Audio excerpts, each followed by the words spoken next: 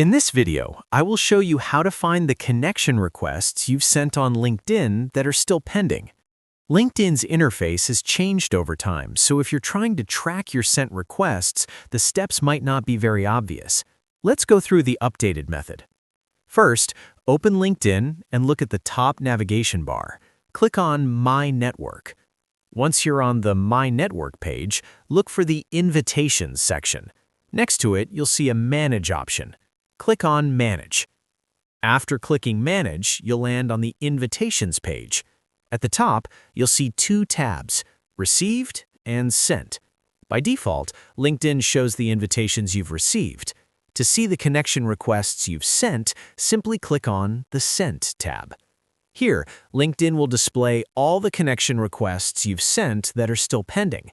If someone has already accepted or declined your request, it will no longer appear in this list. If you find an old request that hasn't been answered, you also have the option to withdraw it. Just click Withdraw next to the person's name. This will cancel the pending request.